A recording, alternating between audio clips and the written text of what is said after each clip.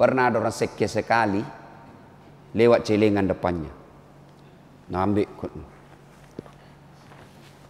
Boy, nah cari yang paling kecil. 2.000. Kasih masuk.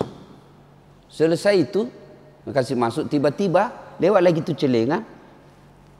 Ditepuk pundaknya sama anak muda di belakang. Pak. Nah dorong.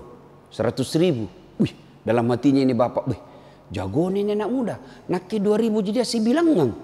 100.000. Langsung nak sambut. Nah kasih masuk celengan. Sudah masuk celengan, nah bilangin anak muda. Tapi pak, uang tak tadi tu jatuh dari kantong tak. Apa poe masuk di celengan.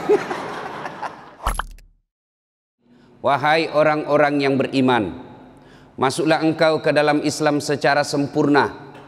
Bukan Islam pencitraan, bukan Islam pilwali. Ini dekat-dekat lagi pilwali. Calon-calon biasanya penampilannya kalah ustad. Pakai sorban, pakai gamis, oh luar biasa. Islam pencitraan. Jangan Islam seperti itu. Islamlah secara benar. Wala tattabi'u khutuwatis syaitan, dan janganlah engkau ikuti langkah-langkah setan. Karena sesungguhnya setan itu musuh yang nyata bagi kalian. Musuh kalian bukan polisi. Musuh kalian bukan pemerintah. Musuh kalian bukan ulama. Musuh kalian kata Allah adalah setan, di mana setan itu musuh yang nyata bagi kalian. Dan pada saat seperti ini kita dalam masjid, jangan pikir tidak ada setan yang berkeliaran di tempat kita ini. Nah ibu bapak saudara-saudara sekalian, Pak Ismu Ketua Takmir Masjid Nurul Majid Gumer Gunung Merapi yang insya Allah dimuliakan dan dirahmati oleh Allah Subhanahu wa Ta'ala. Dunia ini ibarat taman, dan dia akan bagus kelihatan. Taman ini akan cantik kelihatan kalau ada bunganya. Witawa luasnya pekarangannya Ustaz, tamannya luasnya, tapi tidak ada bunganya. Cantik apa tidak? Tidak. Luas tamannya Ustaz, 1 hektar pekarangan rumahnya, tapi tidak ada bunganya, gersang, tidak ada rumput sama sekali. Bagus atau tidak? Tidak. Maka kalau dunia ini mau bagus, dunia ini mau cantik, dunia ini mau kokoh, maka harus dihiasi tanaman-tanaman. Tanaman apa? Ada 5. Kalau mau dunia ini baik, dunia ini nyaman dihuni, Makassar ini enak dihuni, maka harus ditanami 5 hal. Yang pertama, biilmil ulama, ilmunya para ulama. Maka Bapak Ibu saudara-saudara sekalian, kalau hidup di Makassar ini mau nyaman, maka harus banyak dakwah, harus banyak syiar, dan syiar dan dakwah itu harus bisa hidup kalau ada kader-kader ulama. Kalau wafat ulama, meninggal seorang kiai, Allah mencabut ilmu di dunia. Dan itu mengganti kiai sangat sulit. Kiai Nuddin MZ wafat, susah menggantinya. Guru kita Ihlam wafat, susah mencari penggantinya. Beda kalau kota. Belum mati, banyak yang mau ganti. Coba. Maka kalau dunia ini mau nyaman, harus banyak ulama. Bapak-bapak silahkan ajari anak ilmu kedokteran. Kasih masuk fakultas teknik, kasih masuk tentara, kasih masuk polisi, kasih masuk STPDN, sekolah-sekolah pejabat. Tapi sayang kalau anak tidak tahu paham agama.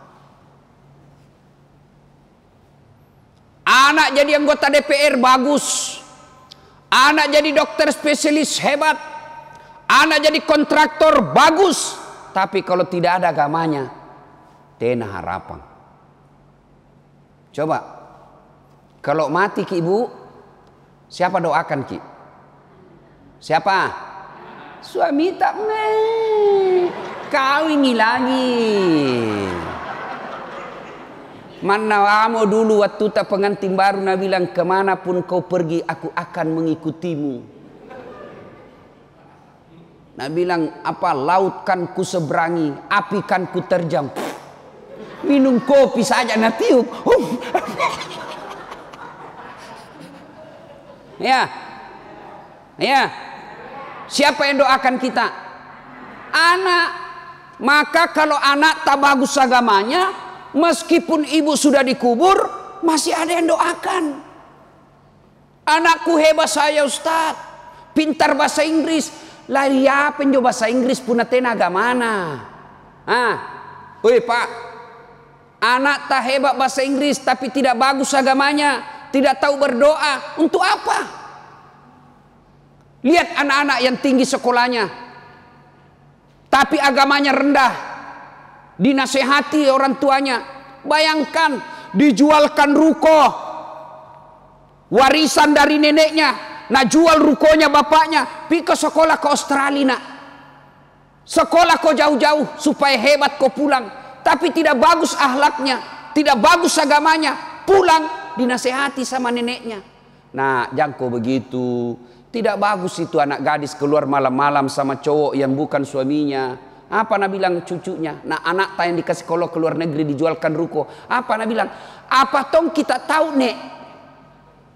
Bayangkan, datang bapaknya, jangko kasih begitu nenekmu. Kita iya Pak, apa kita tahu? Kampungan ini bapakku. Apa? Ngapain? Jarako. Sekolah itu anakmu ndak ada agamanya. Berdoa anak tak nanti kalau meninggal, pintar bahasa Inggris. Bahasa Inggris sih berdoa. Hei.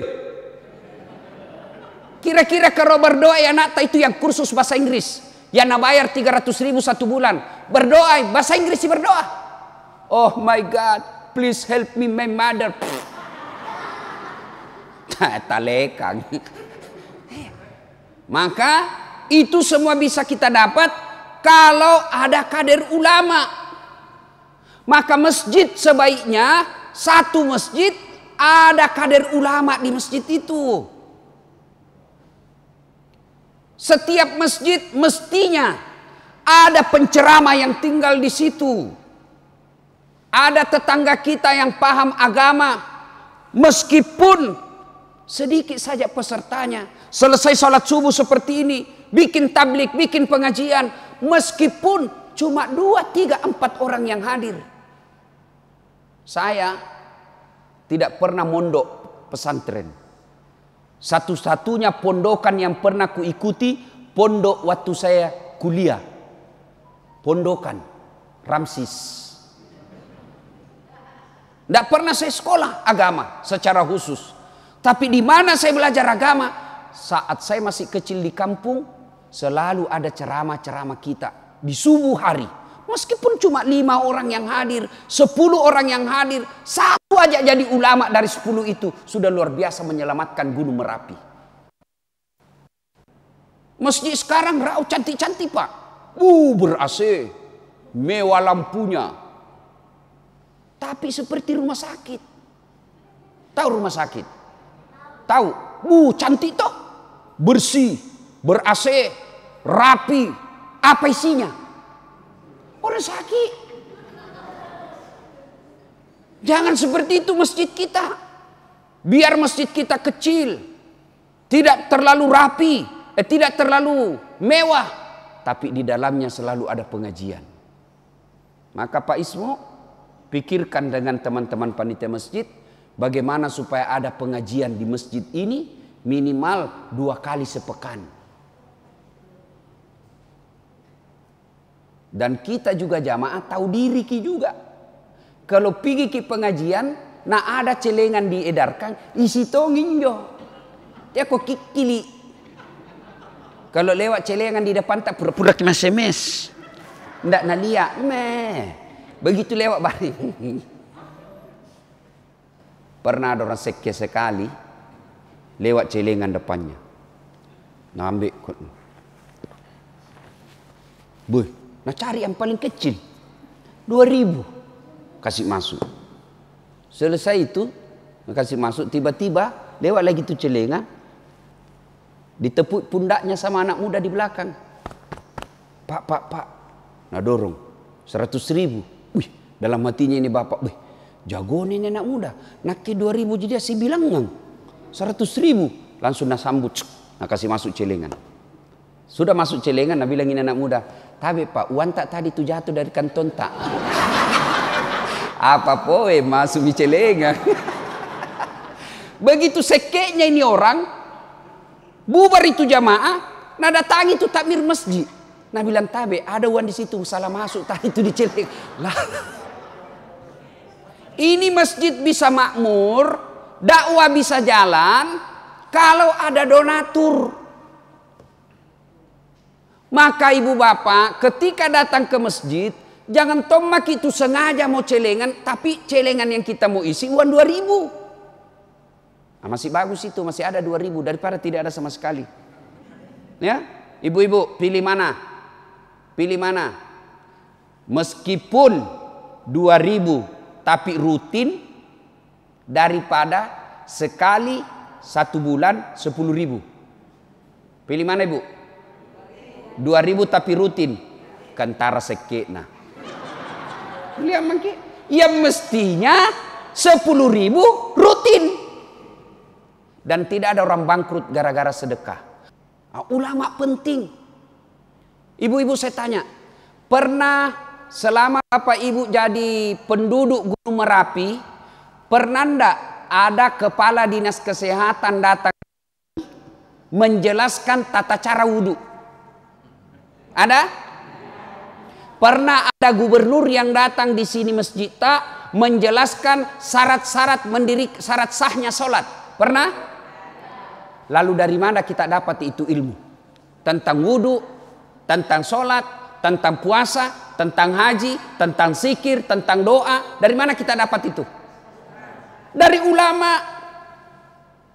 Maka tidak mungkin kita bisa beragama dengan baik tanpa ilmunya para ulama. Maka cintai ulama. Jangan kau cintai dasatnya. Enggak. Jangan cintai Kiai Haji Zainuddin MZ-nya. Jangan cintai guru kita Sanusi Baco dirinya, tidak. Tapi apa yang kita cinta dan kita hormati? Ilmunya. Pak disengena. Dan orang yang mencintai ulama itu sama sesungguhnya mencintai Nabi. Kenapa? Al ulama'u warisatul anbiya. Ulama adalah pewaris para nabi. Bapak saudara-saudara sekalian, mencintai ulama. Maka adik-adik sekalian, silahkan belajar bahasa Inggris, silahkan belajar bahasa Korea, silahkan kau belajar aritmatika, silahkan kau belajar ilmu tentang komputer, antariksa dan lain sebagainya. Tapi jangan lupa belajar agama. Itulah sebabnya Al-Quran menjelaskan, yarfa'illahu alladhina amanu minkum walladzina utul ilma darajat. Allah mengangkat beberapa derajat di antara kalian, orang yang beriman dan berilmu pengetahuan.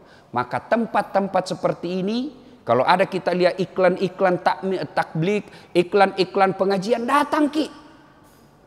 Kalau kita tidak dapat ilmunya, kita dapat pahalanya.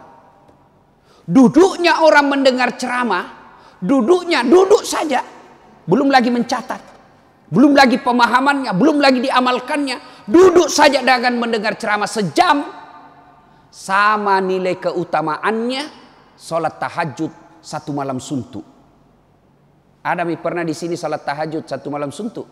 1 malam suntuk itu maksudnya dari jam 8 malam sampai jam 4.30 subuh. Ada pernah sembahyang tahajud itu 1 malam suntuk, 1 malam penuh? Ada. Sembahyang tarawih saja 8 rakaat panjang bacaan tobat-tobat mau. Nah karena dia tali kanan joi mah tena mau tidak mau lagi pidi gumer. Ya? Nah ibu-ibu saudara-saudara sekalian, maka ketika ada takmir-takmir seperti ini, datanglah. Kalau kita tidak datang dapat ilmunya, kita dapat nilai keutamaannya. Insya Allah, apalagi kalau mampu kita amalkan. Nah ibu bapak saudara-saudara sekalian, karena waktu yang sangat terbatas, 1 mau dulu. Sebenarnya masih ada 4. Insya Allah mudah-mudahan umur panjang kita lanjutkan lagi pada sesi yang akan datang.